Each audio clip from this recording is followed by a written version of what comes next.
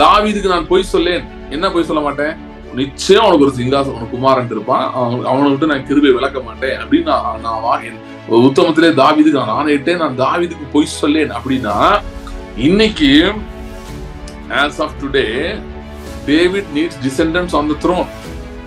It has to be a reality, because if it's not a reality, God is a liar. இது யாரை பத்தி போட்டிருக்கு அப்படின்னு யாரையும் நினைக்க கூடாது. அது தாவீதை பற்றி வருகிறது, அது இயேசு கிறிஸ்து பற்றி வருகிறது, இயேசு கிறிஸ்து மூலமாய் நம்மை பற்றியும் வருகிறது. இயேசு கிறிஸ்து ஏற்றுக்கொண்டிருக்கிறேன் என்று சொன்னால் தாவீதின் சந்ததியிலே நான் வந்து விட்டேன். இயேசு கிறிஸ்து மூலமாகவும் அவருடைய சந்ததி மூலமாகவும் பூமியை ஆளுவது, அதான் தேவன் விரும்புகிறார். இன்ஃபேக்ட் இன்னைக்கு எப்படி இருக்குன்னா, the situation is David has many sons who are ruling at the same time. So இயேசு கிறிஸ்துவை விசுவாசிக்கிறவர்கள் ஏற்றுக்கொள்கிறவர்கள் எதற்காக அவர் விசுவாசிக்கிறார்கள் ஏற்றுக்கொள்கிறார்கள் என்று சொன்னால், பூமியை ஆளுகை செய்யும்படியாக. அதற்காகத்தான் இயேசு கிறிஸ்துவை ஏற்றுக்கொள்கிறவர். இதுதான் ரட்சிப்பு. இதனால்தான் நடக்குது.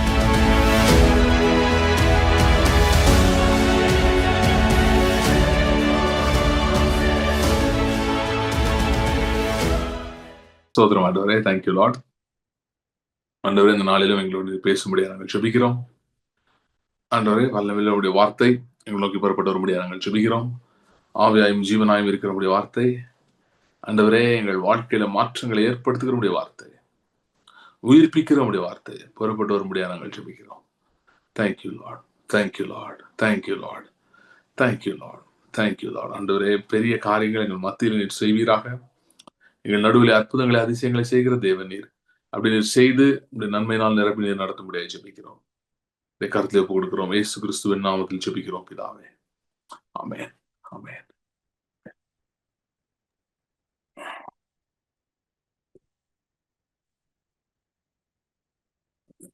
நம்ம தொடர்ந்து பார்த்துட்டு இருக்கோம்ல, கிருபை பிரமாணம் அப்படின்னு பார்த்துட்டு இருக்கோம்.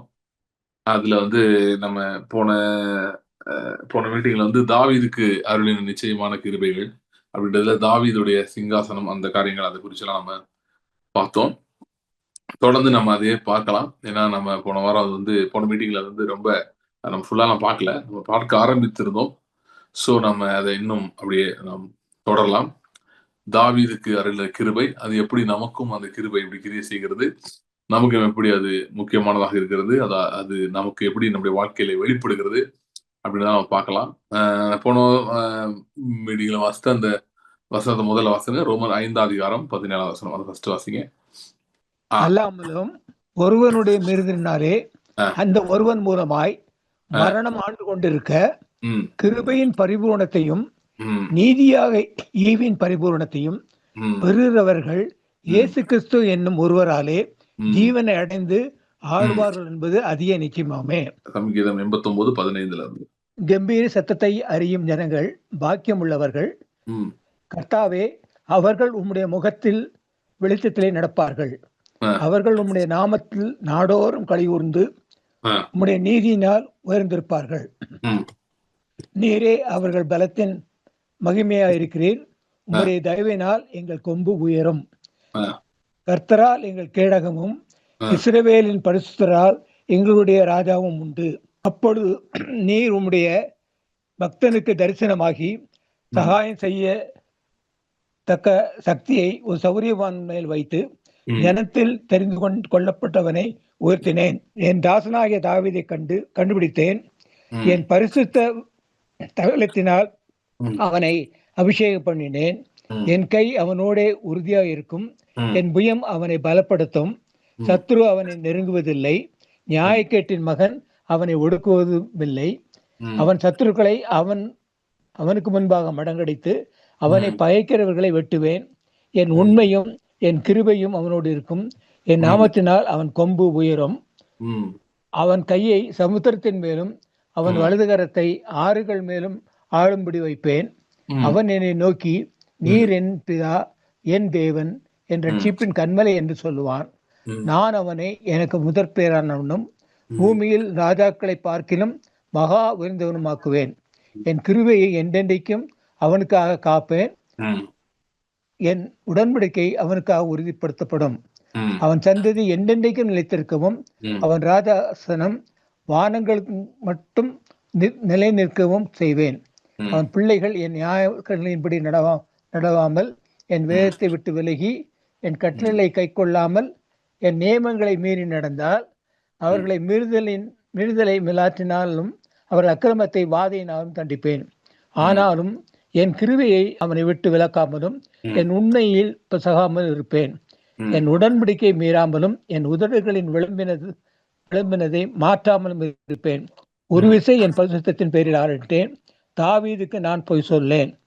அவன் சந்ததி என்றென்றைக்கும் இருக்கும். அவன் சிங்காசனம் சூரியனை போல எனக்கு முன்பாக நிலை நிற்கும். சந்திரனை போல அது என்றென்றைக்கும் உறுதியாயும் ஆகாய மண்டலத்து சாட்சிகளைப் போல் உண்மையாயும் இருக்கும் என்று விளம்பினே செய்யலாம். ஸோ இந்த பேசேஜ்ல வந்து நான் ரொம்ப அப்படியே நான் இன்னும் நிறைய டுவெல் பண்ண விரும்புகிறேன். நிறையா இருந்து பேசலாம்னு பார்க்குறேன். ஏன்னா நிறைய காரியங்கள் இது இருக்கிறது. போன மீட்டிங்லாம் வராதவங்களுக்காக நான் சிலது சொல்றேன், பேக்ரவுண்டை சொல்லிடுறேன். அதாவது இந்த கிருபை பிரமாணம் அப்படின்னு நம்ம பார்க்கும்போது இது வந்து யோவான்ல நம்ம பார்க்குறோம். இது வந்து கிருபை வந்து இயேசு கிறிஸ்து மூலமாய் வந்தது. சரியா? ஸோ இயேசு கிறிஸ்து மூலமாய் வந்தது. ஸோ இயேசு கிறிஸ்து மூலமாய் வந்த கிருபை அப்படின்னு நம்ம பார்க்கும்போது இந்த இது இப்போ வந்து இப்போ ஜென்ரலா இப்போ நிறைய பேர் என்ன பண்றாங்கன்னா, இப்போ கிரேஸ் அப்படின்னா அதுக்கு ஒரு மீனிங் எடுக்கிறாங்க.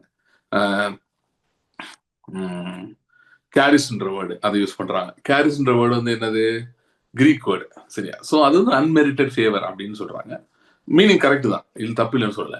ஆனா அந்த வார்த்தை எவ்வளவு ஆழமானது அப்படின்னு நீங்க பார்க்கணும்னா அது இது வந்து இது எதுக்கு மட்டும் இல்லை, நிறைய காரியங்களுக்கு இந்த பிரின்சிபல் வந்து கரெக்டா அவங்க ஹெல்ப் பண்ணும். என்ன பிரின்சிபல்னா, புதிய ஏற்பாட்டுல சொல்லப்பட்டிருக்கிற சில காரியங்களை கண்டுபிடிக்கணும்னா பழைய ஏற்பாட்டுக்கு செல்ல வேணும். ஏன் அப்படின்னா புதிய ஏற்பாட்டுக்கும் பழைய ஏற்பாட்டுக்கும் நிறைய தொடர்பு இருக்கு. நிறைய பேர் வந்து அது புரிஞ்சுக்கிறது இல்லை சரியா. பழைய ஏற்பாட்டுல தீர்க்க தரிசனமாய் சொல்லப்பட்டவைகள் தான் புதிய ஏற்பாட்டில் நிறைவேற்றப்பட்டது. ஓகே. யூதர்களுக்கு அந்த நாட்களிலே இவங்க நிருபங்கள்லாம் எழுதும்போது, பவுலோ மற்றவர்கள் எழுதும்போது பழைய ஏற்பாடு அதிகமா அவங்க கோட் பண்ணாங்க. எதுக்குன்னா, நீங்க பழைய ஏற்பாட்டுல ஒருத்தர் பத்தி எழுதியிருக்கல, அவர் வந்து மேசியா ராஜாவாக வருவார், அவர் இப்படி செய்வார் அப்படி செய்வார்னு சொல்லியிருக்கேன். அது வேற யாரும் இல்ல, அது ஆண்டவரா இயேசு கிறிஸ்து தான், நசரேயனாகி இயேசு தான். அவர் பூமிக்கு வந்தாரு, இங்க எருசலேம்ல பிறந்தாரு, வளர்ந்தாரு. இதெல்லாம் சொல்லி அவங்க வந்து they try to explain. என்ன எக்ஸ்பிளைன் பண்ண ட்ரை பண்றாங்க அப்படின்னா, இயேசுதான் அந்த மேசியான்னு அதுக்காக அவங்களுக்கு ட்ரை பண்றாங்க. இப்ப நம்ம வந்து நமக்கு வந்து நம்ம எல்லாம் பல வேற பின்னணிகள் வந்திருக்கோம். நீங்க எத்தனை பேர் யூதரா இருந்து வந்திருக்கீங்கன்னா யாரும் இருக்க வாய்ப்பு இல்லை. ஏன்னா நம்மளாம் தமிழ் பேசுற மக்கள், செய்தி கேட்கிறோம், தமிழ் பேசுறவங்க. தமிழர்கள் வந்து ஆதி தமிழர்கள் யூதர்கள்லாம் கிடையாது. நம்மளாம் வேற எங்கேயோ பேக்ரவுண்ட்ல இருந்து வந்தோம். இதோ வேற வேறு மதங்களில் இருந்தோம். சில பேர் சமீபத்துல வந்திருக்கலாம், சில பேர் சில தலைமுறைகளா ஆண்டவர்கிட்ட வந்திருக்கலாம். ஆனா எல்லாரும் ஏதோ ஒரு காலகட்டத்துல வேற மதங்கள் வேற மார்க்கங்கள் தான் வந்திருக்கிறோம். தமிழ்நாட்டில் இருக்கவங்க, இந்தியாவில் இருக்கவங்க, இல்லை தமிழ்நாட்டில இருந்து குடிபெயர்ந்து வெளியே போனவங்களா இருக்கலாம், தமிழ் ஆரிஜின் பீப்புள் மற்ற நாடுகளில் இருக்கிறவங்களா இருக்கலாம். நிறைய பேர் பாக்குறீங்க. பட் நீங்க எல்லாம் வந்து யூதர்கள் கிடையாது. சரி, நம்ம எல்லாம் யூதர்கள் கிடையாது. சோ நமக்கு இன்றைக்கு பழைய ஏற்பாட்டிலே எப்படி நமக்கு, அதனாலதான் சில பேர் ரொம்ப மேதாவிகள் மாதிரி என்ன பண்ணிடுறாங்கன்னா, பழைய ஏற்பாடுலாம் எங்களுக்கு தேவையில்லை, வேணான்ற மாதிரி சொல்லிடுறாங்க. அதுல இருக்கிறத வந்து தோண்டி எடுக்க விருப்பம் இல்லை நிறைய பேருக்கு. அதனால அதை ஃப்ரீயா விட்டு என்ன பண்ணிக்கிறாங்கன்னா, புதிய ஏற்பாடு எடுத்துட்டு அதுல வந்ததை எடுத்து அதுல இருந்து மீனிங்ஸ் எடுத்துக்கிறாங்க. ஃபார் எக்ஸாம்பிள், கிரீக் நிறைய யூஸ் ஆயிருக்கு நியூ டெஸ்ட்மெண்ட்ல. சோ கிரீக் பிலாசபி அண்ட் கல்ச்சர்ல குள்ள போயிடுறாங்க அந்த மீனிங் எடுத்துட்டு. ஓகே, இல்லைன்னா அதோட இன்னொன்று நம்ம பண்ணலாம், இங்கிலீஷ்குள்ள போயிடலாம். இங்கிலீஷ் மீனிங், ஏன்னா நம்ம இங்கிலீஷ் பைபிள் படிக்கிறோம் சில பேர், அதுக்குள்ள போயிடலாம். அதோட சில பேர் என்ன பண்ணுவாங்கன்னா தமிழ் மீனிங் குள்ள போயிடலாம். ஆனா நம்ம தமிழ் பைபிள் வந்து அது பாதி தமிழே கிடையாது. அது வந்து வேற்றுமொழி சொற்கள், வடமொழி சொற்கள் சொல்ற மாதிரி பெருமொழி சொற்களால் நிறையப்பட்டிருக்குது. ஸோ அதனால என்ன பண்ணுவாங்கன்னா, தமிழுக்குள்ள போறாங்கன்றத நம்ம கல்ச்சரோட அது அர்த்தத்தை எடுத்துப்பாங்க. அந்த அர்த்தத்தை எடுத்து அதான் அர்த்தம் போல நினைச்சுப்பாங்க. இது எல்லாமே தப்பு. ஏன்னா நம்ம வந்து நீங்க எவ்வேறா இல்லாம இருக்கலாம், யூதனா இல்லாம இருக்கலாம். ஆனா பழைய ஏற்பாடுக்கு தான் நம்ம போனாதான் கரெக்டான மீனிங்கே எடுக்க முடியும். அது எதை பத்தி சொல்லுது அப்படின்றது எடுக்க முடியும். சரியா? சோ இதுக்கும் மேல ஒரு காரியம் இருக்கு. அது என்னன்னு பாத்தீங்கன்னா, புதிய ஏற்பாட்டுல இருக்க ஒரு இப்ப கிருபை அப்படின்ற புதிய ஏற்பாட்டுல இருந்து ஏன் நம்ம பழைய ஏற்பாட்டை பார்க்கணும் அப்படின்னு சொன்னா, பழைய ஏற்பாட்டுல தான் தேவன் தான் என்னெல்லாம் செய்ய போறேன்றத சொல்லிட்டார். To what extent God is going to do, என்னென்ன கிரிகள் செய்ய போறேன்றத ஒரு பழைய ஏற்பாட்டுல தான் சொல்லியிருக்காரு. ஆக்சுவலா அதுதான் தீர்க்க தரிசன புஸ்தகங்கள் என்று நம்ம சொல்லுறோம். சோ அதுலதான் அவர் சொல்லியிருக்கிறார். சோ நீங்க இயேசு கிறிஸ்து கிட்ட வந்து யூத பின்னணியுமே இல்லாத ஒரு ஆளாயிருந்தா நீங்க இயேசு கிறிஸ்து கிட்ட வந்தீங்கன்னா, நீங்க ஏன் இயேசு கிறிஸ்து கிட்ட வந்திருக்கீங்க, உங்க வாழ்க்கையை வச்சு அவர் என்ன செய்ய விரும்புறாரு அப்படின்றத கிரீக் கல்ச்சருக்குள்ள போனா கிடைக்காது. இங்கிலீஷ் மீனிங் டிக்ஷனரி வச்சு படிச்சா கூட கிடைக்காது. புதிய படம் வச்சு படிக்கும்போது சொல்றேன், புதிய படம் அர்த்தத்தை பார்க்கும்போது. சோ அது ஃபுல் மீனிங். இது ஃபார் எக்ஸாம்பிள் லோக்கல் கான்டெக்ட்ல கல்ச்சர்ல போனாலும் ஃபுல் மீனிங் கிடைக்காது. ஓரளவு கிடைக்கலாம், ஃபுல் மீனிங் கிடைக்காது. எங்க கிடைக்கும்னா பழைய ஏற்பாட்டில் தான் கிடைக்கும். ஃபார் எக்ஸாம்பிள் சொல்றேன், ரட்சிப்பு என்கிற வார்த்தை, சரியா? இன்னைக்கு ப்ராப்ளம் என்னன்னா, ரட்சிப்பு அப்படின்னோடனே எல்லாரும் என்ன சொல்றாங்க, நிறைய பேர் காமன் கிறிஸ்டியன் தியாலஜில என்ன பொதுவான அண்டர்ஸ்டாண்டிங் அப்படின்னா, பாவங்கள் இருந்து விடுதலையாகி அவங்க பரலோகத்துக்கு போறது, இதுதான் ரட்சிப்புனா. அவங்க பரிசுத்த வாருது, இதான் ரட்சிப்புனா. இவ்வளவுதான் தெரியுது. ஓகே, இது ஒரு ஏன் இதோட ஏன் இது தெரியுது அப்படின்னா, அவங்க சால்வேஷன் அப்படின்ற வேர்டுக்கு மீனிங்கை தேடுறாங்க. போய் கிரீக்ல என்ன வேர்டுன்னு தெரியல எனக்கு சால்வேஷனுக்கு, அந்த வேர்டோட மீனிங்கை போய் தேடலாம். சில பேர் இங்கிலீஷ்ல இருந்து அப்படி டேரக்டா தேடுறாங்க. இல்ல தமிழ்ல வந்து ரட்சிப்புனா என்ன அர்த்தமா இருக்கும் அப்படின்னு இவங்க ஒரு அர்த்தத்தை எடுத்துக்கிறாங்க. ஓகே, ஆக்சுவலா தமிழ்ல ரட்சிப்புன்னு பிரசங்கம் பண்ற நிறைய வந்து அமெரிக்கால என்ன சொல்லி கொடுத்தாங்களோ அது அந்த தியாலஜி தான் இங்க இம்பாக்ட் ஆயிருக்கு. சால்வேஷன் என்ன, பில்லி கிரஹாமோட மினிஸ்ட்ரி கிரேட் லெவலில் இம்பாக்ட் பண்ணனால அவர் சால்வேஷன் என்ன சொன்னாரோ அதுதான் எல்லாருக்கும் மீனிங். அப்படிதான் போயிட்டு இருக்கு.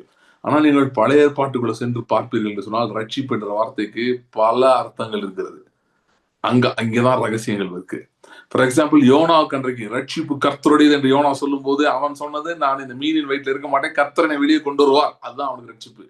சோ நீங்க ஒரு மீன் வயிற்றுல இருக்க மாதிரி சூழ்நிலை இருக்கிறீங்களா, எல்லாம் உங்களுக்கு எதிராக இருக்கிறதா, அப்ப ரட்சிப்புனா என்ன அர்த்தம் உங்களுக்கு? அதுல இருந்து கர்த்தர் உங்களை வெளியே கொண்டு வர முடியும்னு அர்த்தம். ஓகே, அப்படியே இன்னும் போங்க, தாவீது சொல்றான், கர்த்தர் தான் என்னை ரட்சிக்கிறவர். அப்படின்னா என்ன அர்த்தம்? அவன் எந்த அர்த்தத்தை சொல்றான்? அவனுக்கு ஒரு பிரச்சனை, பல பிரச்சனை தாவீதுக்கு இருந்துச்சு. அவனை சுத்தி மக்கள் நெருக்கிட்டாங்க, சவுல் பின்தொடர்ந்தான். இப்ப சவுல் பின்தொடரும் போது கர்த்தாவே நீரே என் ரட்சிப்புனா அவன் என்ன சொல்றான்னா, என்னை சவுல்ட்டு இருந்து காப்பாத்துவீன்றான். இன்னொரு இடத்துல சொல்றான், கர்த்தாவே நீரே என் ரட்சிப்பு, நான் பாதாள குழியில போகாதபடி என்னை காத்தீர்னு சொல்றான். அப்படின்னா என்ன சொல்ல வரான்? வியாதி படுக்கையை பத்தி சொல்றான். வியாதியில இருந்தே என்னை ரட்சித்தீர்ன்றான். அப்ப ஒவ்வொருத்தருக்கும் வந்து ரட்சிப்பு வேற வேற ரட்சிப்புனா அது பல அர்த்தங்கள் போகுது பழைய ஏற்பாட்டுல. இன்னொரு இடத்துல பாத்தீங்கன்னா, சவுல் ராஜாவா இருக்கும்போது யாப்பேஸ் மனுஷரை வந்து ஒருத்தன் வந்து நெருக்கி அவன் வந்து நாகாஸ்ன்ற ராஜா வந்து அவன் கண்ணெல்லாம் புடுங்குறேன்னு மிரட்டிட்டு இருக்கான். அப்ப அவங்களுக்கு ரட்சிப்புனா என்னன்னா, சவுலோட ராணுவம் வருகிறது. சவுல்கிட்ட நியூஸ் போயிருச்சு, சவுல் சொல்லிட்டா நான் மத்தியானத்துக்குள்ள அந்த ஏரியால இருப்பேன். சோ அவங்க சொல்றாங்க, நாளைக்கு மத்தியானத்துக்குள்ள எங்களுக்கு ரட்சிப்பு வருதுன்னு. அப்படின்னா என்ன அர்த்தம்? சவுலுடைய ராஜாவின் ராணுவம் வருகிறது, இங்க எல்லாத்தையும் அடிச்சு நொறுக்க போது, நீ எல்லாம் தோத்து போயிருவேன்னு சொல்றாங்க. சோ ரட்சிப்பு என்பதுக்கு இப்படி பல அர்த்தங்கள் இருக்குது பழைய ஏற்பாட்டுல. பல சூழ்நிலைகள் பல காரியங்களோட இருக்குது. சோ இன்னைக்கு வந்து இவங்க என்ன சொல்றாங்க, ரட்சிப்புனா இயேசு பரலோகத்துக்கு கூட்டு போறாரு தான், பூமியில ஒண்ணும் கிடையாது, பிச்சை எடுக்க வேண்டியதான்ற மாதிரி சொல்றாங்க. சோ வந்து பிச்சை எடுக்க வேண்டியதான் அப்படின்னா என்ன அர்த்தம்? அப்படி சொல்றேன்ல, நான் அப்படி சும்மா சொல்றேன், ஸ்லாங்னால சொல்றேன். என்ன சொல்ல வராங்கன்னா, ரொம்பலாம் எதிர்பார்க்க முடியாதுங்க, ஏதோ கொஞ்சம் நடக்கும் கொஞ்சம் நடக்காது, இப்படி செய்வார் அப்படி செய்வார். பழைய ஏற்பாட்டில் எப்படி எல்லாம் ரட்சித்தார், எந்தெந்த சூழ்நிலைகள் எல்லாம் ரட்சித்தார், அதே மாதிரி இன்றைக்கும் அவர் ரட்சிக்கிறார். ஏன்னா அப்படிப்பட்ட ரட்சிப்புள்ள நம்ம வந்து சேர்ந்துக்கிறோம். இன்னொன்னு சொல்றேன் பாருங்க, கர்த்தரின் மேய்ப்பர், இயேசுவின் மேய்ப்பர்னா எங்க இருக்கு அது அப்படின்னா சங்கீதம் 23 இருக்கு. சரியா? ஆண்டவர் சொல்றாருல, நானே நல்ல மேய்ப்பன், அது எங்க இருந்து சொல்றாரு? சங்கீதம் 23 கோட் பண்றாரு. அதுக்கப்புறம் அதுல தாவீது என்னெல்லாம் கர்த்தர் தனக்கு செய்வார்னு சொல்றானோ அதை கோட் பண்றாரு. அதுக்கப்புறம் வேற எங்க இருக்கு அப்படின்னா, எசேக்கியேல் 34 அதிகாரம் படிச்சு பாருங்க, அவர் மெய்ப்பனா இருந்து என்ன செய்வேன்னு சொல்றாரு. சோ இதெல்லாம் இருக்கு, இதெல்லாம் கனெக்ஷன் இருக்கு. இதுக்குள்ள போனாதான் உள்ளும் புறம் சென்று மேய்ச்சலை கண்டடைவான் மாதிரி கர்த்தரின் ஆசீர்வாதங்களை நாம் பெற்றுக்கொள்ள முடியும். அப்படி இருக்குன்னே அவன் கண்ணு திறக்கும். ஓகே, சோ அவங்க பழைய ஏற்பாடுகள் நீங்க போனீங்கன்னா இன்னொரு கிரேட் திங் என்னன்னு பாத்தீங்கன்னா, புதிய ஏற்பாடு ஏதோ மிஷன் புக் மாதிரி இருக்கும். இவர் ஊழியர் செய்ய போனாரு, அந்த அந்த காரியங்கள்லாம் பிரைமரியா ரெக்கார்ட் ஆயிருக்கு புதிய ஏற்பாடுல. சோ பவுல் இங்க போய் பிரசங்கம் பண்ணாரு, பவுல் அங்க போனாரு, இங்க செஞ்சாரு, சபைனா எப்படி இருக்கணும், இந்த மாதிரி காரியங்கள் அநேகம் வருகிறது. இதெல்லாம் தேவையா அப்படின்னா தேவைதான், தேவையில்லைன்னு சொல்லல. ஆனால் ஒரு சராசரி விசுவாசி இன்றைக்கு உலகத்துக்குள்ள அவன் போகும்போது அவன் சந்திக்கிற சவால்கள் என்ன, அவன் சந்திக்கிற பிரச்சனைகள் என்ன, எந்தெந்த சூழ்நிலைகள் இருக்கிறது அப்படின்றத அறிந்து கொண்டு அதுல இருந்து வெளியே வரணும்னா அதுக்கு பழைய ஏற்பாட்டுக்குள்ள போக வேண்டும். சரியா?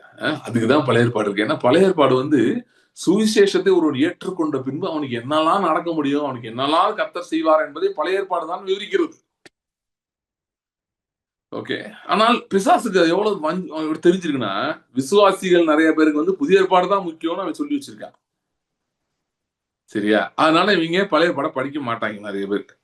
பாதி காதைகள் தெரியாது, என்ன நடந்துச்சு, கர்த்தர் என்னெல்லாம் பண்ணான்றது பாதி பேருக்கு தெரியாது. தாவீதுனா நிறைய பேருக்கு தாவீது கோலியாத் தெரியும், அப்புறம் தாவீது பத்சேபாள் தெரியும், வேற ஒண்ணுமே தெரியாது. அதுக்கப்புறம் என்னெல்லாம் நடந்துச்சு, தாவீது என்னெல்லாம் சந்திச்சார்லாம் தெரியாது. சோ இந்த மாதிரி ஆளாளுக்கு ஒண்ணு அப்படி தெரிஞ்சு வச்சிருப்பாங்க. அதுக்கப்புறம் பழைய ஏற்பாடுக்குள்ள போக மாட்டாங்க. ஓகே, இப்படி வச்சிருக்கேன். யூதர்கள் எப்படின்னா, இன்னைக்கு இருக்க யூதர்களை சொல்றேன், அவர்கள் வந்து அதாவது யூதர்கள்ல வந்து ஏத்திஸ்ட் யூதர்கள் இருக்காங்க, அவங்க ஆண்டவரை கடவுளே இல்லைன்னு சொல்றவங்க இருக்காங்க, அவங்கள விட்டுருங்க, அவங்கள பத்தி நான் சொல்லல. ஆர்த்தடாக்ஸ் ஜூஸ், அதாவது இந்த பழைய ஏற்பாடு சட்டத்திற்கு ஃபாலோ பண்ணணும், இந்த யூத மதத்துல இருக்கணும் அப்படின்னு விரும்புறவங்க, அவங்க கதை என்னன்னா, ரபிக்கள் என்ன சொல்லிடுறாங்கன்னா, அவங்க வந்து நீ பழைய ஏற்பாடை படிக்காத. ஏன்னா படிச்சா உனக்கு கண்ட அர்த்தமும் வந்துரும். தப்பு தப்பா ஏதாவது புரிஞ்சுப்ப. உனக்கு ஒண்ணும் தெரியாது. அதான் நாங்க படிச்சு உனக்கு சொல்லித் தரோம். அப்படின்னு சொல்லிட்டு அவங்க வந்து வேற அது என்ன தல்முட்ன்னு நினைக்கிறேன். இன்னொரு இருக்கு.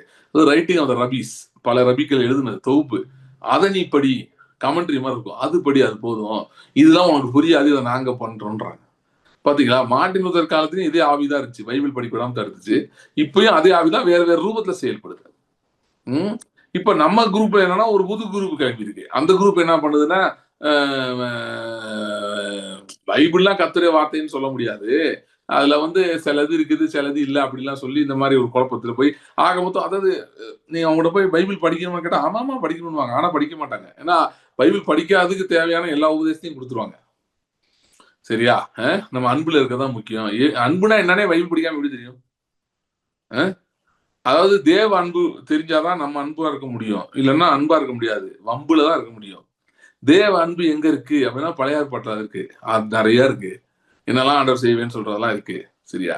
சோ இது ரொம்ப முக்கியமான ஒரு study way of studying to know your inheritances. நம்முடைய சுதந்திரங்களை அறிந்து கொள்வதற்கு இது ரொம்ப முக்கியமா இருக்கு. சரியா? ரைட். சோ இப்ப இந்த இது திரும்ப சொல்லிதான் ஆகணும். ஏன்னா நடந்துட்டு இருக்குல்ல பிரச்சனை. இஸ்ரேல் ஈரான் பிரச்சனை போயிட்டு இருக்குல்ல. அதனால பாத்தீங்கன்னா நிறைய பேர் இந்த பழைய ஏற்பாட்டுல நான் இஸ்ரேல் திரும்ப கூட்டி சேர்ப்பேன் அப்படின்னு சொன்னதெல்லாம் வந்து அவங்க என்ன நினைச்சிட்டு இருக்காங்கன்னா இந்த இஸ்ரேல் பத்தி தான் சொல்லியிருக்குன்னு நினைச்சிட்டு இருக்காங்க. பறந்து காக்கிற பட்சிகளை போல கர்த்தர் இஸ்ரேல் மேல் ஆதரவா இருப்பார் அப்படின்னு. அது எருசலேம் மேல் ஆதரவா இருப்பார். அது இந்த எருசலேம் எல்லாம் சொல்லல. அது சொல்லியிருக்கிறது நம்மை பற்றி சொல்லுகிறது.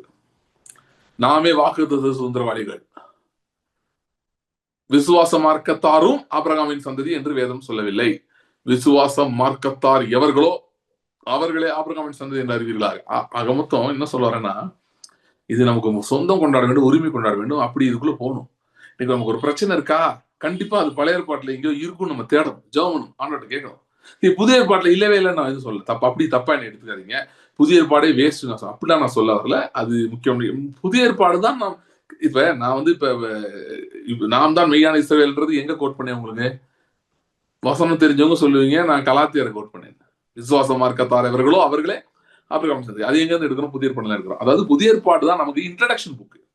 இயேசு கிறிஸ்து மூலமா நம்ம யாரு எப்படி அது இன்ட்ரடக்ஷன் அங்க இருக்கு. நான் இல்லைன்னு சொல்ல. ஆனா அது ஒரு என்ட்ரன்ஸ் ரிசப்ஷன் ஏரியா மாதிரி இருக்கு புதிய ஏற்பாடு. அதுல வந்து சில இப்ப ஒரு ஹோட்டல்ல தங்க போனீங்கன்னா அங்கதான் உங்க ஐடி எல்லாம் போய் கொடுப்பீங்க. ரிசப்ஷன்ல கொடுத்து அவங்க அதெல்லாம் என்ட்ரி பண்ணி இது பண்ணிட்டு அப்புறம் உங்களுக்கு அந்த ரூம் கார்டு ஒன்று கொடுப்பாங்க. கொடுத்து ஐயா நீங்க ரூமுக்கு போலாம் அப்படின்வாங்க. யாரும் அவங்க என்ன சொல்றது இல்லைன்னா ஐயோ எப்படிங்க நீங்க ரூம் கார்டு வந்து நீங்க தான் கொடுத்தீங்க. இங்கதான் எனக்கு கார்டே கொடுத்தீங்க. நான் எப்படிங்க ரூமுக்கு போறேன்? நான் இங்கே ரிசப்ஷன்லயே உட்காந்துருக்கேன்னு யாரும் சொல்லுவாங்களா? சொல்ல மாட்டாங்க. சொன்னா உங்க மென்டல் ஆயிட்டீங்கன்னு வெளியே அனுப்பி விட்டுருவோம் ஹோட்டல்ல இருந்து. சரியா? சோ அப்படி உட்கார மாட்டோம். உடனே என்ன பண்றோம்? சரி ரூம் கார்டு கிடைச்சிருச்சா? அது புக்கிங் கரெக்டா இருக்கு. அதுக்கு பேமெண்ட் வந்துருச்சு. எல்லாம் கிளியர். சொல்லி பண்ணி you can go and enjoy. அப்படியே நான் கார்டை கொடுக்குறேன். அப்புறம் சொல்றான் அப்படி கொடுக்கும் போதே சொல்லுவான். பெரிய ஹோட்டலா தான் சொல்லுவான்.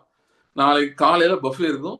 அங்க இருக்கு போங்கன்னு. பை த வே இந்த மாதிரிலாம் நீங்க ஹோட்டலுக்குலாம் போகாம ஆளா இருந்தீங்கன்னா நான் முதல்ல உங்களுக்காக அதுக்கு நான் ஜெபம் பண்றேன். ஆண்டவர் உங்களை இப்படிலாம் இந்த மாதிரி அட்லீஸ்ட் இந்த பேசிக் ஆசீர்வாதத்தையாவது ஹோட்டல்களை வாங்குவதற்கு முன்பாக அட்லீஸ்ட் ஹோட்டல்களில் போய் தங்க வேண்டும் அல்லவா?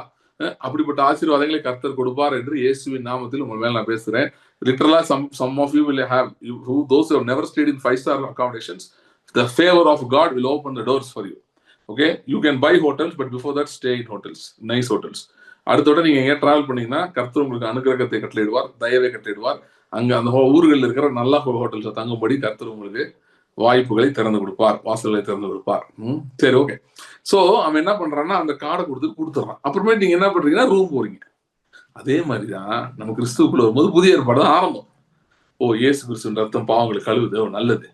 அப்ப இயேசு கிறிஸ்து மூலம் புதிய உடன்படிக்கை நான் வந்துட்டேன். சோ அப்ப உடன்படிக்கை உடன்படிக்கையின் ஆசீர்வாதங்கள்லாம் எங்க இருக்கு பாத்தீங்கன்னா புதிய உடன்படிக்கை பத்தி எழுதுனதே எரேமியால எசேக்கியேல்ல தான் இருக்கு. அதுக்கு போக வேணாமா? அதுக்கு போறோம். போய் ஒன்னொன்னா நம்ம எக்ஸ்ப்ளோர் பண்ண ஆரம்பிக்கிறோம். ஓ இப்படி எல்லாம் செய்வாங்க. ஆபிரகாம் போய் சொன்னா, ஆனா கர்த்தர் ஆபிரகாமை திட்டாம யாரை திட்டினாரு? அந்த ராஜாவை திட்டினாரு. ஒரு ராஜாவெல்லாம் திட்டுவாரா நமக்காக? அதெல்லாம் படிக்க ஆரம்பிக்கிறோம். ஓகே, நீங்க சொல்ல பிரதர் இதெல்லாம் நான் ஏற்கனவே படிச்சிட்டேன் பிரதர். ஹலோ, படிக்கிறதுக்காக நம்ம என்ன பண்ணல? அதை தெரிஞ்சுக்கிறதுக்காக நம்ம என்ன பண்ணல? பைபிள் படிக்கிறது இல்ல, அனுபவிக்கிறதுக்காக பைபிள் படிக்கிறோம். தெரிஞ்சுக்கிறதுக்காக பைபிள் படிக்கிறேன் ஒரு விட்ட படிச்சு போயிடுவான். அவன் பேர் வந்து பைபிள் காலேஜ் ஸ்டூடெண்ட். ஓகே, ஆனா அனுபவிக்கிறதுக்காக படிக்கிறவன் மறுபடியும் படிப்பான். மறுபடியும் படிப்பான். இப்போ வந்து ஒரு ஒரு ஒரு புது இது வாங்கிட்டு வந்திருக்கீங்க, ஒரு புது பொருள், ஏதோ ஒரு பொருள். சரியா? அது இப்பதான் உங்களுக்கு புதுசா இருக்கு. நீங்க ஏதோ பயன்படுத்தாத ஒரு பொருள்னா, ஃபர்ஸ்ட் நீங்க என்ன பண்ணீங்கன்னா, அந்த மேனுவல் எடுத்து படிச்சு பார்ப்பீங்க. அப்ப சும்மா ஒரு தடவை படிச்சு வைக்க மாட்டீங்க. எவ்வளவு தடவை படிச்சா அந்த பொருளை எப்படி நீங்க உபயோகப்படுத்தலாம், எப்படி பயன்பாட்டுக்கு கொண்டு வரலாம்னு உங்களுக்கு ஒரு கான்பிடன்ஸ் வருதோ, அது வரைக்கும் என்ன பண்ணுவீங்க? படிச்சு தெரிந்து கொள்வீர்கள். அதே போலதான் கர்த்தருடைய வார்த்தை. இந்த ஆசீர்வாதங்கள் எப்படி நான் சுதந்திரிப்பது, எப்படி என் வாழ்க்கையில இதை நான் கொண்டு வருவது, இது நான் எப்படி தேவனிடம் வந்து பெற்றுக்கொள்வது, கொண்டு வரதுன்றது தேவன் வந்து பெற்றுக்கொள்வது, how do I receive this from God அப்படின்றதுக்கு தெரிய வரைக்கும் நம்ம படிக்க வேண்டும், மறுபடியும் தியானிக்க வேண்டும். சரியா? சோ இது ஒரு இன்ட்ரடக்ஷன் மாதிரி இவ்வளவு நேரம் சொல்லிட்டேன். சரி, I'll go to the word. So இப்ப இப்ப கிருபை அப்படின்னு நம்ம பார்க்கும்போது ஆபிரகாமுக்கு அருளின கிருபை நம்ம பார்க்கிறோம். நான் முன்னாடி பேசியிருந்தேன், மீகா 7ஆம் அதிகாரம் கடைசி வசனத்தை போட்டிருக்கு. கிருபை ஆபிரகாமுக்கும் உடைய சத்தியத்தை யாக்கோபுக்கும் நீர் வெளிப்படுத்துவீராக, விளங்க பண்ணுவீராக அப்படின்னு சொல்லி அந்த மீகா வந்து அப்படி முடிக்கிறார். அந்த 7ஆம் அதிகாரத்தை ஒரு ஜெபத்தோட முடிக்கிறார். சோ ஆபிரகாமுக்கு அருளப்பட்ட கிருபை.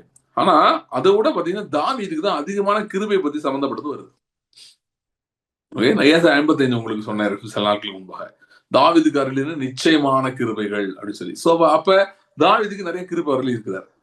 சோ இப்ப ஆபிரகாமின் தாவீதை ஏன் நான் பேசுறேன் அப்படின்னு சொன்னா, மத்தேயு 1:1 என்ன சொல்றதுன்னா, இயேசு கிறிஸ்து பற்றி சொல்லும்போது ஆபிரகாமின் குமாரனாகிய தாவீதின் குமாரனாகிய இயேசு கிறிஸ்துவின் வம்ச வரலாறு, அதாவது இயேசுடைய வம்ச வரலாறு, ஆண்டவராகிய இயேசுடைய வம்ச வரலாறு வந்து 42 தலைமுறைகள் எப்படி இருந்ததுன்றத அவங்க விவரிச்சிருக்காங்க, அங்க எழுதப்பட்டிருக்கிறது. ஆனால் அதை சுருக்கி ஒரே வசனத்தை சொல்லும் போது யார் 2 பேர் மட்டும் வர்றாங்க?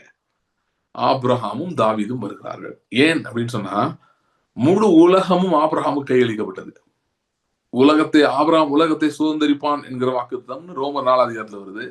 அதை நான் முன்னாடி உங்களுக்கு சொல்லியிருக்கேன். ஜெனிசிஸ் 14ல மெல்கிசேதேக் தான் ஆசீர்வாதத்தை ஆபிரகாம் மேல கூறுகிறார்.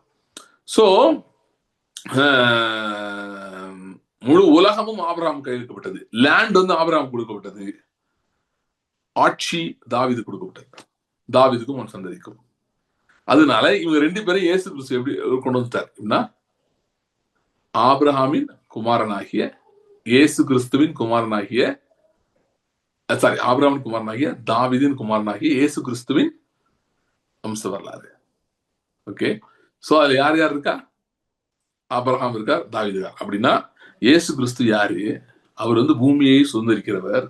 வெறும் பூமியை சுதந்திரிக்கிறவர் மட்டும், ஏன்னா வானம் பூமி அவருடையது. திரும்ப அவர் அதாவது வார்த்தையால் உருவாக்கினவர். அது ஆதாமுக்குள் விழுந்து போயிடுச்சு.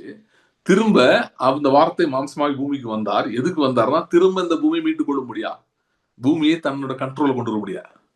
வெறும் பூமியை மீட்டுக் கொள்றது மட்டும் இல்ல, பூமியின் ஆளுகையையும் மீட்டுக் கொள்ள முடியாது. ஓகே, சோ அப்ப ஏன் ரட்சிக்கிறார்?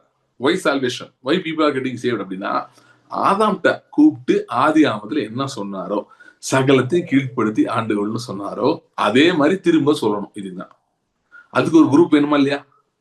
சோ அதுக்கு இயேசு கிறிஸ்துவின் சந்ததி வருது. சோ இயேசு கிறிஸ்துவை விசுவாசிக்கிறவர்கள் ஏற்றுக்கொள்கிறவர்கள் எதற்காக அவர் விசுவாசிக்கிறார்கள், ஏற்றுக்கொள்கிறார் என்று சொன்னால், பூமியை ஆளுகை செய்யும்படியாக. அதற்காக தான் இயேசு கிறிஸ்துவை ஏற்றுக்கொள்கிறவர். இதுதான் ரட்சிப்பு. இதனாலதான் நடக்குது. அதனால சங்கீத 37 எல்லாம் பாத்தீங்கன்னா திரும்ப வரும். நீதிமான்கள் பூமியை சுதந்திரித்து, நீதிமான்கள் பூமியை சுதந்திரித்து, நீதிமான்கள் பூமியை சுதந்திரித்து. சோ வெளிப்படுத்தல் 5ஆம் அதிகாரம், அதுல இந்த மூப்பர்கள் எல்லாரும் பாடுறாங்க. அவங்க சொல்றாங்க, பூமியிலே அரசாடுவோம் என்று புதிய பாட்டை பாடினார்கள். இதெல்லாம் எடுத்துதான் பவுல் ரோமர் 5:17 எழுதுகிறார். என்ன சொல்லுகிறார்? கிருபையாக ஈவின் பரிபூரணத்தையும் நீதியாக ஈவின் பரிபூரணத்தையும் பெறுகிறவர்கள் இயேசு கிறிஸ்து என்பவர் ஒருவராலே ஜீவனை அடைந்து ஆளுவார்கள் என்பது அதிக நிச்சயமாமே. சரி, சோ இப்ப நான் போன வாரம் விட்டதுல இருந்து கண்டினியூ பண்றேன். போன மீட்டிங்ல விட்டதுல இருந்து அதுல பாத்தீங்கன்னா நம்ம என்ன பார்த்துட்டு இருந்தோம்னு சொல்லி பார்த்தோம்னா தாவீதுடைய சந்ததி. சோ தாவீதுக்கு சிதேக்கியா அப்படின்ற தாவீதோட சந்ததியில கடைசியா வந்த ராஜா பேரு சிதேக்கியா. சோ சிதேக்கியாவின் காலத்தோடு தாவீதின் ராஜ்யம் என்பது அந்த தாவீது டைனாஸ்டி ஆஃப் டேவிட் வந்து முடிஞ்சே போச்சு. மாம்சத்தின்படி இல்லவே இல்லை. நான் அன்னைக்கு சொன்னேன், அதேதான் இன்னைக்கு சொல்றேன். இன்னைக்கு வரைக்கும் இல்ல. பெஞ்சமின் நேட்டன்யாஹூ பிரைம் மினிஸ்டர் இருக்காரு இஸ்ரேலுக்கு. ஆனா அவர் கூட என்னன்னு சொல்ல முடியாது, ராஜான்னு சொல்ல முடியாது. அப்படியே அவர் மீறி சொன்னாலும் அன்னைக்கு தாவீதுக்கு இருந்த எல்லை எப்படி, இன்னைக்கு இருக்க எல்லை எப்படி? சரியா? தாவீதோட எல்லை எவ்வளவு பெருசா இருந்துச்சுன்னா, யூப்ரட்டிஸ் தாண்டி அவனுக்கு ஆளுகை இருந்தது. இந்த பக்கம் ஈஜிப்ட் வரைக்கும் இருந்தது. இன்னைக்கு இஸ்ரேல் அப்படியா இருக்கு? இல்ல, அந்த அளவு இல்ல. ஆனா தாவீது வந்து ஒரு குறிப்பிட்ட எல்லையை தான் ஆண்டான். ஆனா ஆபிரகாமுக்கு எது வழங்கப்பட்டது? பூமியை சுதந்திரிப்பான். அப்ப இந்த ஆவிக்குரிய தாவீது இல்ல நம்முடைய தாவீதாக இயேசு கிறிஸ்து அவருடைய ஆளுகை வந்து பூமி முழுவதும் இருக்கு. அவரை பத்தி சொல்லும்போது தாவீதை தீர்க்கதரிசனமா சொல்றான். அவன் இஸ்ரவேலை ஆண்டு கொண்டிருந்தான், வல்லமையா ஆண்டு கொண்டிருந்த ராஜா. அவன் சொல்லுகிறான், என்னை கேளும், தீர்க்க தரிசனமா அதை பார்க்கிறான். சங்கீதம் 2 இயேசு ஆண்டவராகிய இயேசு தன்னுடைய சந்ததியிலே வரப்போகிற அந்த ராஜாவை பற்றி பார்க்கிறான். அப்ப அவருக்கு சொல்லப்படுகிறது, என்னை கேளும், அப்பொழுது ஜாதிகளை உமக்கு சொந்தமாகும். ஜாதிகளைன்றது இட்ஸ் டாக்கிங் அபவுட் ஜென்டைல்ஸ், புற ஜாதிகள். சோ தாவீது பார்க்கறான், ஆஹா என்னுடைய சந்ததியிலே ஒரு ராஜா வரப்போறாரு. அவர் வந்து எப்படி இருக்க போறாருன்னா புறஜாதிகளை ஆளுகை செய்ய போறாரு. வெறும் யூதர்களை மட்டும் இல்லை, தன்ன மாதிரி இல்ல, இஸ்ரேல் ஜனங்களை மட்டும் இல்லை, யூதர்கள் புறஜாதிகளையும் சேர்த்து ஆளுகை செய்ய போறாரு. அண்ட் அவருக்கு வந்து ஏதோ இஸ்ரேல் தேசம் மட்டும் கொடுக்கப்பட போறது இல்லை, பூமியின் எல்லைகளை சொந்தமாகவும் தருவேன், சுதந்திரமாகவும் தருவேன். பூமியின் எல்லைகளே கொடுக்கப்படுவது, பூமி எங்கும் அவருடைய ஆளுகை இருக்க போகுது. சில பேர் நினைக்கலாம், புதுசா இதை முன்னாடி பார்த்தவங்களுக்கு தெரியும், புதுசா பாக்குறவங்க கேட்கலாம், அவர் தான் ஏற்கனவே ஆளுகை செஞ்சுதான் இருக்காரு, இப்ப என்ன திரும்ப பூமி முழுதும் கொடுக்க போறாரு? See, God ruling the whole earth out of his sovereignty is something else. That is always there, nobody can remove it. ஆனா God ruling the whole earth through his son Christ Jesus and his seed, இயேசு கிறிஸ்து மூலமாகவும் அவருடைய சந்ததி மூலமாகவும் பூமியை ஆளுவது, அதான் தேவன் விரும்புகிறார்.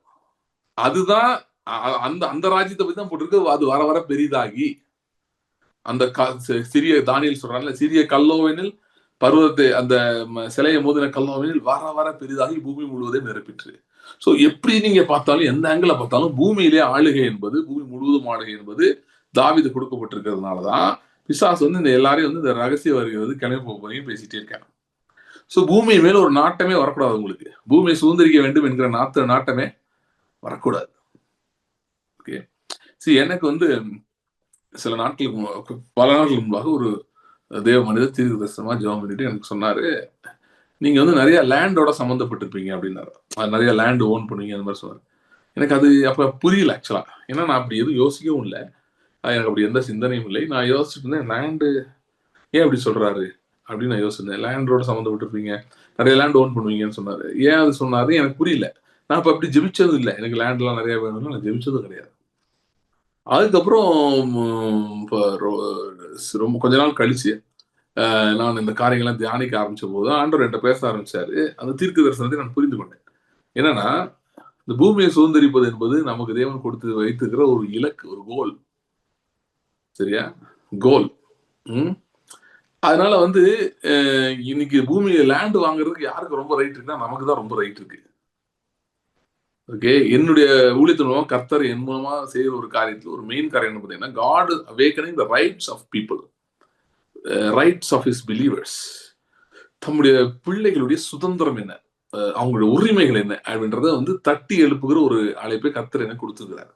ஸோ அது எனக்கு ரொம்ப முக்கியமானது. அது அது அது அது நான் அதிகமாக அதை பற்றி நான் பேசுகிறேன், நான் தியானிக்கிறேன், நான் ஜெபிக்கிறேன்.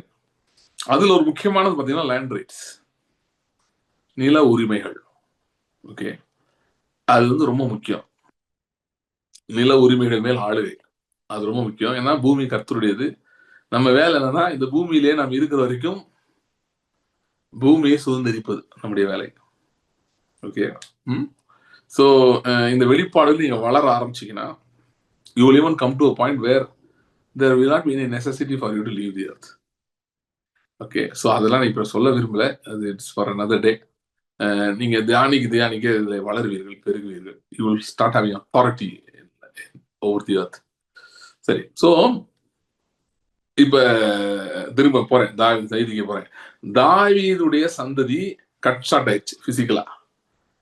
ஒரு 450 வருஷத்துக்கு பேச்சு மூச்சு இல்லாம இருந்துச்சு, எதுவுமே இல்லை.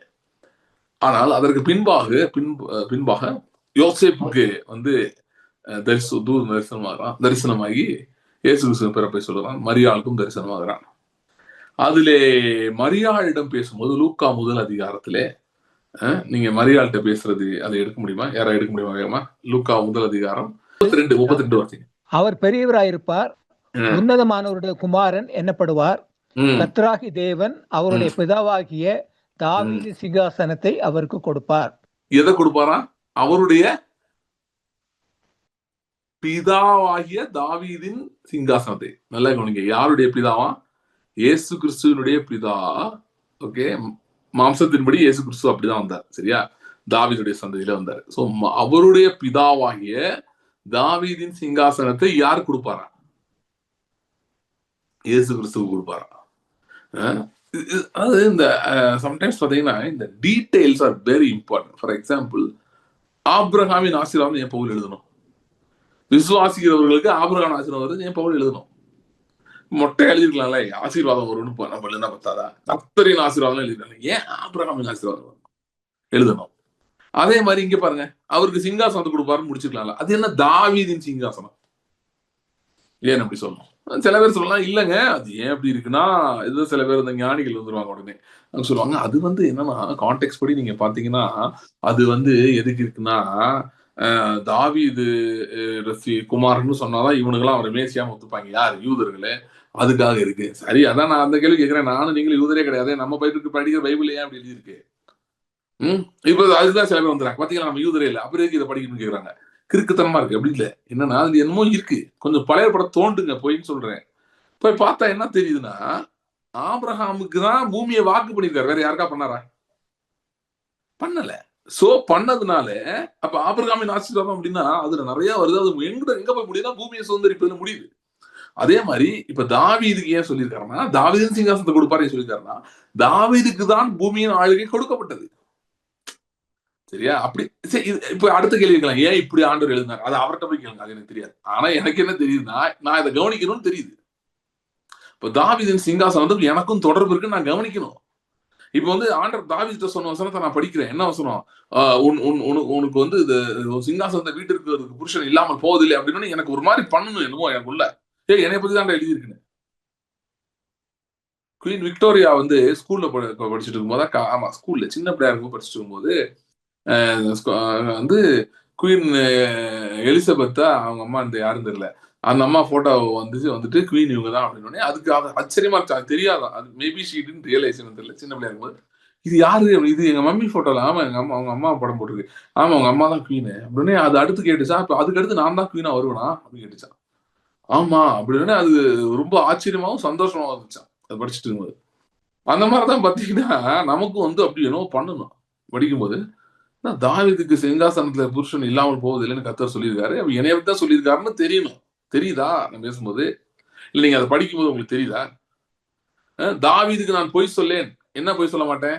நிச்சயம் அவனுக்கு ஒரு சிங்காசனம், உனக்கு குமாரன் இருப்பான், அவனை விட்டு நான் கிருபை விளக்க மாட்டேன் அப்படின்னு நான் உத்தமத்திலே தாவீதுக்கு நான் ஆணையிட்டேன், நான் தாவீதுக்கு பொய் சொல்லேன் அப்படின்னா, இன்னைக்கு as of today David needs descendants on the throne. It has to be a reality, because if it's not a reality, God is a liar. அது உண்மை இல்லை என்றால் கர்த்தர் பொய்யராயிருவார்.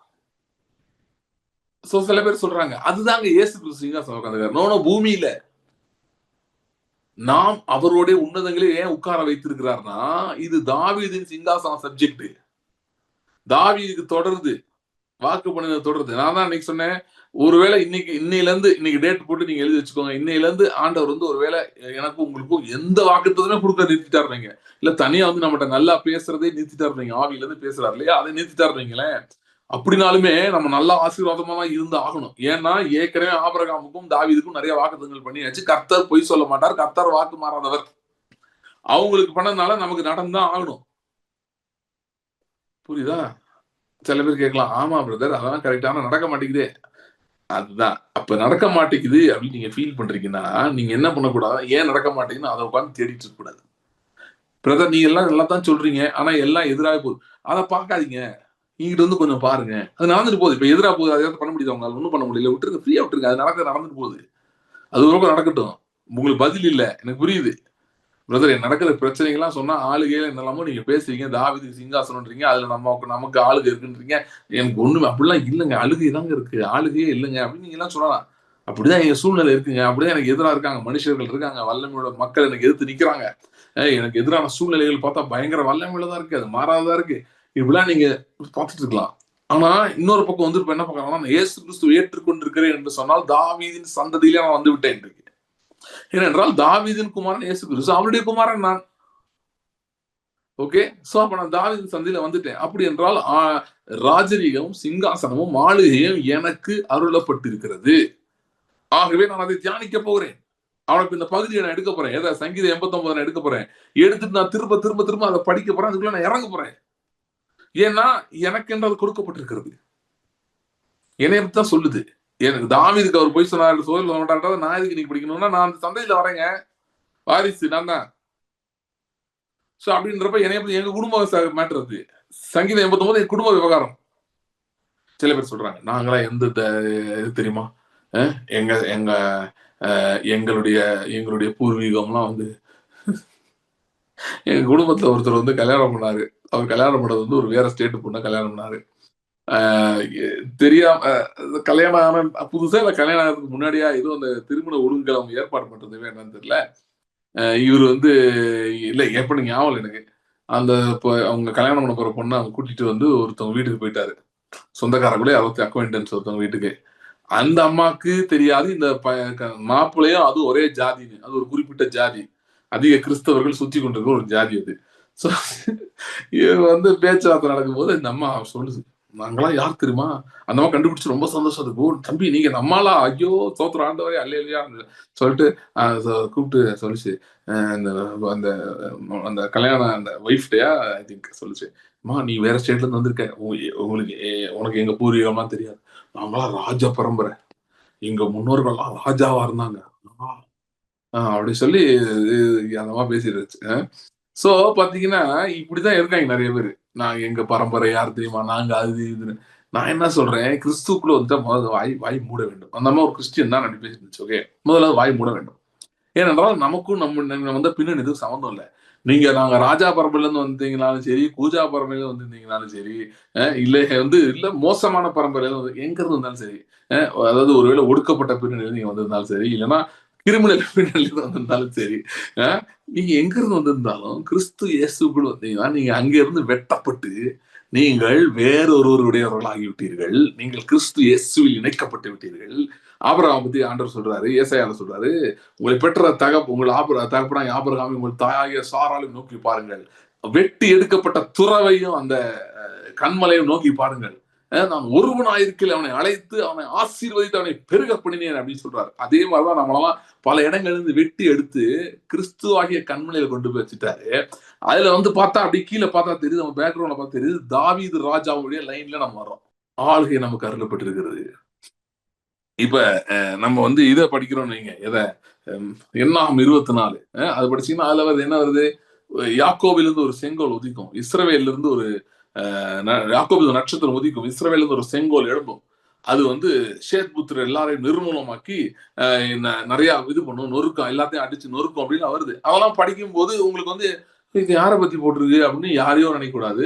அது தாவீதை பற்றி வருகிறது, அது இயேசு கிறிஸ்து பற்றி வருகிறது, இயேசு கிறிஸ்து மூலமாய் நம்மை பற்றியும் வருகிறது. ஓகே இப்ப இந்த இஸ்ரேல் இருந்து குண்டு போடுறது பாத்தீங்களா, அதுக்கு ஒரு பேர் வச்சிருக்காங்க. அதுக்கு பேர் பாத்தீங்கன்னா ஆபரேஷன் ரைசிங் லயன் அப்படின்னு. அது அவனுக்கு எவனோ ஐடியா கொடுத்துருக்கான் என்னன்னு தெரியல. எண்ணாகம் 24 தான் எடுத்திருக்காங்க. இந்த அந்த ஜனம் துஷ்ட சிங்கம் போல எழும்பும், பால சிங்கம் போல நிமிர்ந்து இருக்கும்னு. அது நிறைய பேர் என்ன போட்டுட்டு இருக்காங்க பாத்தீங்களா? அது இஸ்ரேல் என்ன பத்தி என்ன போட்டிருக்கு? அது இஸ்ரேல் பத்தி போடலாங்க, உங்களை பத்தி தான் போட்டிருக்கு. தயவுசெய்து திரும்ப படிக்காத. ஏன்னா அவர் யாக்கோபிலே குற்றம் பார்க்கிறதுலேன்னு போட்டிருக்கு. பிசிக்கல் இஸ்ரேலை பத்தி பேசினாருன்னா அடுத்த அதிகாரத்திலே அடி நிமித்திருக்காரு. 25 படிச்சு பாருங்க. வாதை வந்து பல பேர் செத்து போயிட்டாங்க. குற்றம் பார்க்கலன்னு 24 சொல்றாரு. 25 வாதை வந்து சாகலாமா? ஆண்டவர் பொய் சொல்லலாமா? இப்படி என்ன பிரச்சனைனா அவர் அவங்கள பத்தியே சொல்லல. அவர் பார்த்தது வந்து இந்த அந்த அந்த பிசிக்கல் இஸ்ரேல வந்து ஆண்டவர் வந்து ஒரு டிராவலிங் வெஹிக்கிளை யூஸ் பண்ணிக்கிட்டாரு. சரியா? அந்த நாட்கள்ல இவங்க மூலமா வரணும். ஆனா அவர் மைண்ட்ல வச்சிருந்தது அவர் மேல் விசுவாசம் உள்ளவர்கள், அவரை விசுவாசிப்பவர்கள். இவங்க அந்த பூமியை உருவாக்கும் போது அந்த இஸ்ரேல் நினைச்செல்லாம் உருவாக்கல. அவர் உருவாக்கும் போது தேவனுடைய இஸ்ரவேலர் நினைத்து உருவாக்கினார். இவங்க பல பின்னணிகள் இருந்து, பல குடும்பங்கள்ல இருந்து, பல பேக்ரவுண்ட்ஸ்ல இருந்து, சில பேர்லாம் நொடிச்சு போன பேக்ரவுண்ட் இருந்து வர போறாங்க. ஆனால் என் மேல் விசுவாசம் வைக்க போகிறார்கள்.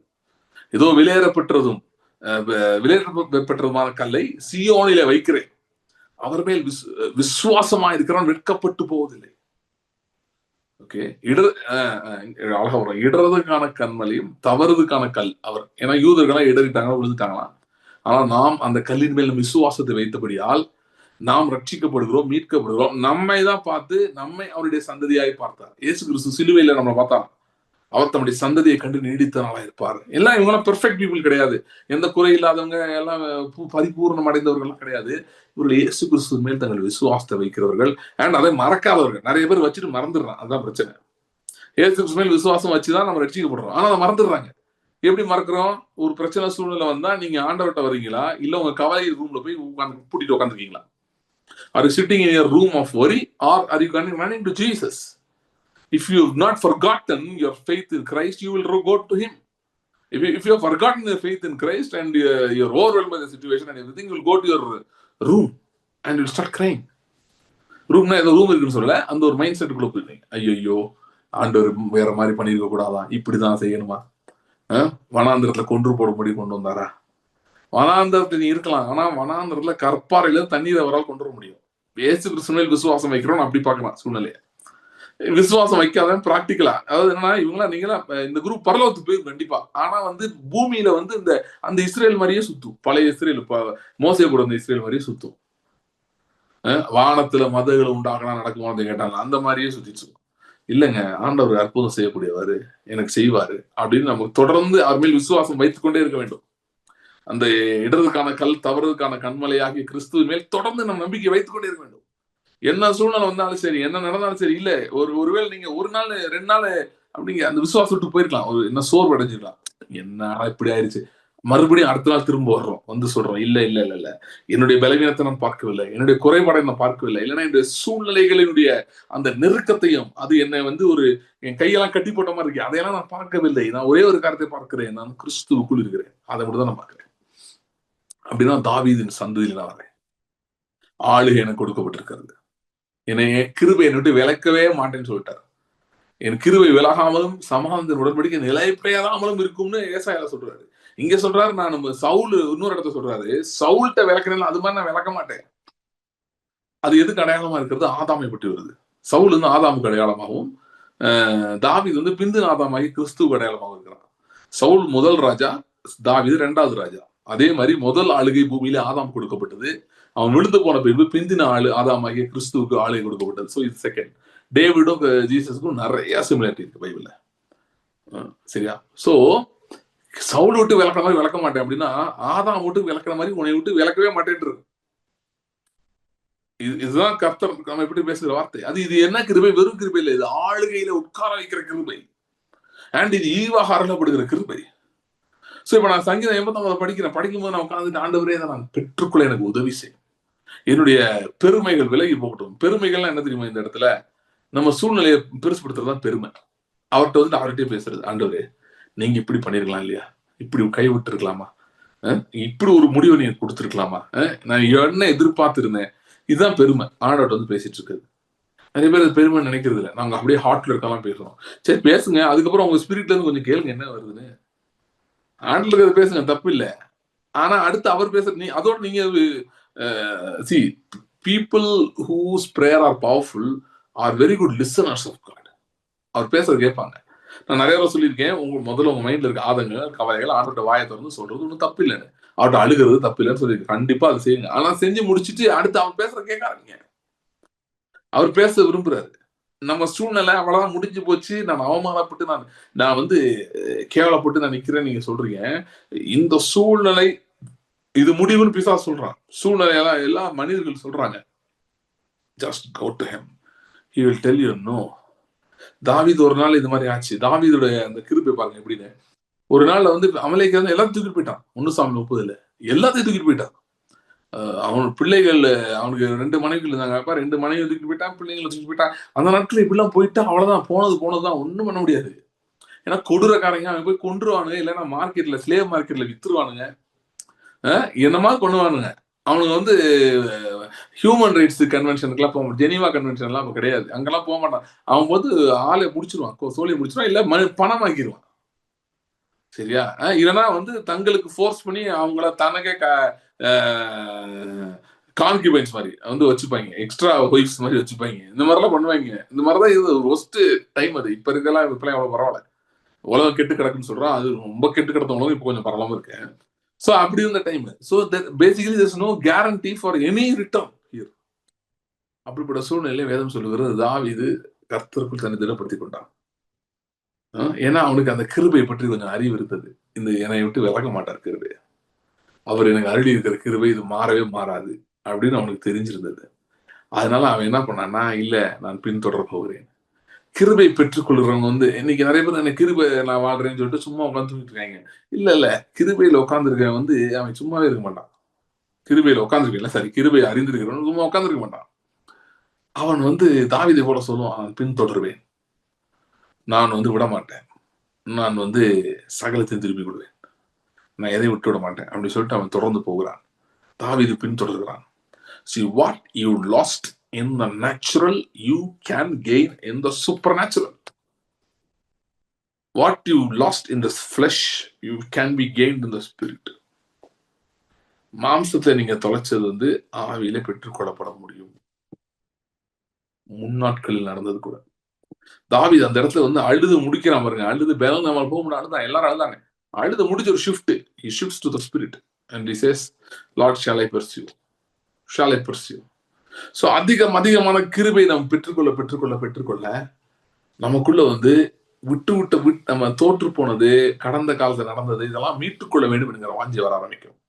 ஸோ நம்முடைய ஜெபங்கள் மாற ஆரம்பிக்கும். ஏன் கர்த்தாவே, ஏன் என்னை செய்தீர் அப்படிலாம் மாறாம, ஆண்டவரே நீர் நான் எதையும் இழந்து போக வேண்டாம் என்று விரும்புகிறீர், நான் எதையும் லூஸ் பண்ணக்கூடாது என்று விரும்புகிறீர்.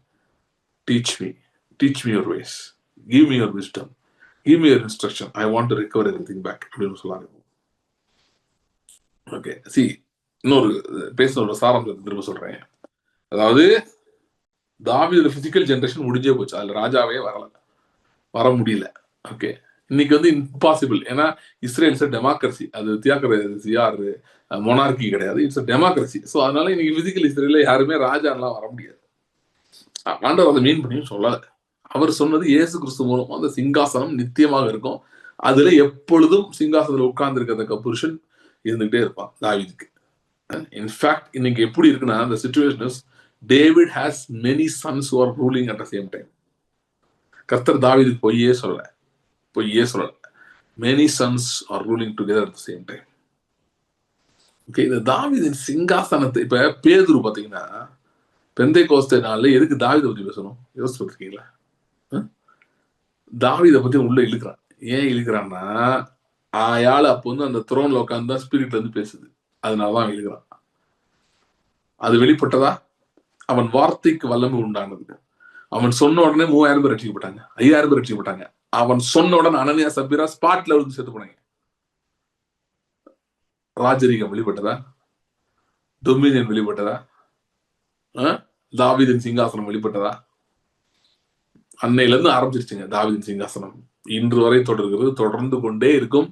எது வரைக்கும் தொடரும்னா, பூமியின் எல்லைகள் எல்லாம் கிறிஸ்துவினுடையவைகளா, அதாவது ஆன் பேப்பர் இல்ல, ரியாலிட்டியில பூமியின் எல்லைகள்லாம் கிறிஸ்துவின் எல்லைகளாய் மாற வேண்டும். அதுல ஒண்ணு பாத்தீங்கன்னா lands, houses, buying lands and houses, அது ஒன் ஆஃப் த திங்ஸ். இந்த இதெல்லாம் இருக்குது, அதாவது கவர்மெண்ட்ஸ் அதெல்லாம் அது அந்த இதுக்குள்ள வரணும், அதெல்லாம் இருக்குது. ஆனா I believe in next 10 years max, this rapture theory, God will remove it completely from the church. The deception will be gone completely. There will be a generation who will say we want to inherit the earth. God is raising that generation. இப்ப இருக்க generation கொஞ்சம் கஷ்டம் தான். ஏன்னா அந்த பரிசேயரின் புளித்தமாவாகிய rapture உள்ள பூந்து அவங்களை கெடுத்துருது.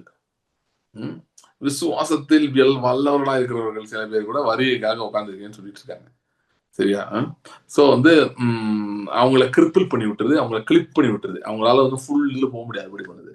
God is raising a generation who will be like David, who will say கிளையாத் என்னுடையது, மனாசேயும் என்னுடையது, எப்ராயிம் என்னுடையது, எப்ராயிமின் தலைவர் யூதாவின் நியாயப்பிரமாணிகன், ஏதோமின் மேல் பாதரட்சியை எழுந்து போடுவேன், மோவாபின் பாத பாத்திரம், பெலிஸ்தியாவின் மேல் ஆர்ப்பரிப்பேன் அப்படின்னு சொல்லி எல்லைகளை சுதந்திரிக்கிற ஒரு சந்ததியை கர்த்தர் எழுப்பி கொண்டிருக்கிறார். ஓகே, ஆனால் நான் இன்னும் என்ன விசுவாசிக்கிறேன்னா, அந்த சந்ததி கர்த்தர் எழுப்புறாரு இல்லைன்னு சொல்ல, மாம்சத்தின்படி சொல்றேன், அதாவது பிசிக்கலா சொல்றேன், எழுப்புகிறார் இல்லைன்னு சொல்லல. ஆனால் அந்த சந்ததியோடு சேர்கிற யோசுவாக்களும் காலேபுகளும் உண்டு. உங்களுக்கு எவ்வளவு வயசுனாலும் இருக்கலாம், ஆனா நீங்க அந்த சந்ததியோடு சேரலாம். விசுவாசத்தால். சோ இந்த கிருபை இன்னும் தியானிங்கள். கிருபை இன்னும் தியானிங்கள். ஏன்னா இதெல்லாம் நம்முடைய சுதந்திரங்கள். இதெல்லாம் நம்ம விட்டு கொடுக்கவே கூடாது. நாபோத் சொன்னான், என்னுடைய சுதந்திரத்தை நமக்கு விட்டு கொடுக்காதபடி கர்த்தர் என்னை காப்பாராங்க. ஓகே, இன்னைக்கு நாம் அதை சொல்லுவோம். என்னுடைய சுதந்திரங்களை நான் பிசாசுக்கு விட்டு கொடுக்க கூடாது, கர்த்தர் என்னை காப்பாராங்க அப்படின்னு சொல்லுவோம். தாவீதுக்கு நிச்சயமான கிருபை கர்த்தர் உங்களுக்கு அருள்வார். அது விலகாத கிருபை தொடர்ந்து உங்களை தாங்கி கொண்டே இருக்கும். நான் இதை முடிக்கல, இன்னும் இதை தொடர போறேன். ஓகே, இன்னும் நான் தொடர போறேன். இந்த இந்த இந்த இந்த இந்த மெடிடேஷன் நான் முடிக்கிற டைம்ல அநேகருடைய வாழ்க்கையில கர்த்தர் உங்கள் கையை ஓங்கும்படி செய்வார். உங்கள் கை ஓங்கும்படி செய்வார். சத்துருக்களுக்கு விரோதமா உங்கள் கை உயர்த்தப்படும். அது நீங்க பாப்பீங்க. முடிக்க போறோம். இதுக்கு முன்னாடி மீகா 5 அதிகாரம் முதல் வசனத்திலிருந்து வாசிக்கலாம். மீகா 5 அதிகாரம் முதல் வசனத்திலிருந்து. சேனையினுடைய நகரமே, இப்போது தண்டு தண்டாக கூடிக்கொள். நமக்கு விரோதமாக முற்றுகை போடப்படும் இஸ்ரவேலுடைய நியாயாதிபதியை கோலினால் கன்னத்தில் அடிப்பார்கள். எப்பிராத்தா என்னப்பட்ட பெத்லகேமே, யூதேயாவில் உள்ள ஆயிரங்களுக்குள்ளே சிறிதாயிருந்தும் இஸ்ரவேலை ஆளப்போகிறவர் உன்னிடத்திலிருந்து புறப்பட்டு என்னிடத்தில் வருவார். அவருடைய புறப்படுதல் அநாதி நாட்களாகிய பூர்வத்தினுடையது. ஆனாலும் பிரசவிக்கப்படும் மட்டும் அவர்களை ஒப்புக் கொடுப்பார். அப்பொழுது அவருடைய சகோதரர்கள் மீதியானவர்கள் இஸ்ரவேல் புத்திரரோடும் கூட திரும்புவார்கள். அவர் நின்று கொண்டு கர்த்தருடைய பலத்தோடும் தம்முடைய தேவனாகிய கர்த்தருடைய நாமத்தின் மகத்துவத்தோடும் மேய்ப்பார். ஆகையால் அவர்கள் நிலைத்திருப்பார்கள். அவர்கள் இனி பூமியின் நிலைகள் பரியந்தம் மகிமைப்படுவார்கள். இவரே சமாதான காரணர். அசிரியன் நம்முடைய தேசத்திலே வரும்போது நம்முடைய அரண்மனைகளை விதிக்கும் போதும் 7 மெய்ப்பெரியையும் மனுஷனில் 8 அதிபதிகளையும் அவனுக்கு விரோதமாய் நிறுத்துவேன். இவர்கள் அசீரியா தேசத்தையும் நிம்ரோத்தின் தேசத்தையும் அதனுடைய வாசல் ஸ்தலங்களுக்கு உட்புறமாக பட்டயத்துக்கு இரையாக்குவார்கள். அசிரியன் நம்முடைய தேசத்தில் வரும்போது நம்முடைய எல்லைகளை மிதிக்கும் போதும் அவருக்கு நம்மை தப்புவிப்பார். யாக்கோபிலே மீதியானவர்கள் கர்த்தராலே வருகிற பனியைப் போலவும் மனுஷருக்கு காத்திராமல் மனுபுத்திரருக்கு தாமதியாமலும் பூண்டுகள் மேல் வருகிற மழையை போலவும் அநேக ஜனங்களின் நடுவிலே இருப்பார்கள். யாக்கோபிலே மீதியானவர்கள் சிங்கம் காட்டு மிருகங்களுக்குள்ளே இருக்கிறதற்கு சமானமாகவும் கடந்து போய் மிதித்து தப்புவிப்பார் இல்லாமல் பீறி போடுகிற பாலசிங்கம் ஆட்டு மந்தைகளுக்குள்ளே இருக்கிறதற்கு சமானமாகவும் ஜாதிகளுக்குள் அநேக ஜனங்களின் நடுவிலே இருப்பார்கள். உன்னுடைய கை உன் விரோதிகள் மேல் உயரும், உன் சத்துருக்கள் எல்லாரும் சங்கரிக்கப்படுவார்கள். இந்த வார்த்தையின்படி கர்த்தர் இந்த நாட்களே இதை செயல்படுத்துவார் என்று நான் விசுவாசிக்கிறேன். நம்முடைய ஒவ்வொருடைய வாழ்க்கையிலும் கர்த்தர் இதை செயல்படுத்துவார். இப்படிப்பட்ட ஒரு ஆளுகையும் அதிகாரத்தையும் கர்த்தர் நமக்கு கொடுப்பார். யாக்கோபில் மீதியானவர்கள் எப்படி இருப்பாங்கன்னு போட்டிருக்கு. சிங்கம் ஆட்டு மந்தைகளுக்குள்ளே இருக்கிறது பிரகாரமாகும். உங்கள் சத்துருக்களை இமேஜின் பண்ணி பாருங்க. அவங்கள ஆடுகளாகவும் உங்களை சிங்கமாகவும் பாருங்க. அதுதான் ரியாலிட்டி. அப்படிதான் கர்த்தர் உங்களை வைத்திருக்கிறார். தொடர்ந்து இதெல்லாம் தியானியங்கள், அதிகமாக ஜெபியுங்கள். இதை மேனிஃபெஸ்டேஷன் கர்த்தர் கொண்டு போவார். இது உங்கள் வாழ்க்கையை நிறைவேறும்படி, இந்த ஆளுகை உங்கள் வாழ்க்கையை நிறைவேறும்படி கர்த்தர் செய்வார். ஜெபிக்கலாம். ஸ்தோத்திரம் ஆண்டவரே, thank you. Oram ranto remba tara hando ribadora brand rigadera branto abadora branto. Ora brand ribadora rigadera brian crondo ribadura brian granto rigadora branto abadara brand rigadera bare. Ora de brian crondo ribadora baro crondora pronto rigadara bant rid rambatoro. Ora badere granto ribadora bronto rigadera bronda rigadera bo. Ora la variante rivedere grattarore rabadore bendo rigadare canto rivedere grinti rigadere contro. Hallelujah. Hallelujah. Rada variante rabanda rabara. Thank you, Father. Thank you, Father. Rabada variante rivedere bo. Bronte rigadare bando rivedore branda rabara kendo rabara. Thank you, Lord. Thank you, Lord. Thank you, Lord. உன் கை உன் சத்துருக்கள் மேல் உயரும். சத்துருக்கள் எல்லாம் சங்கரிக்கப்படுவார்கள். உன் கை உன் விரோதிகள் மேல் உயரும், சத்துருக்கள் எல்லாம் சங்கரிக்கப்படுவார்கள். உன் கை உன் விரோதிகள் மேல் உயரும், உன் சத்துருக்கள் எல்லாம் சங்கரிக்கப்படுவார்கள்.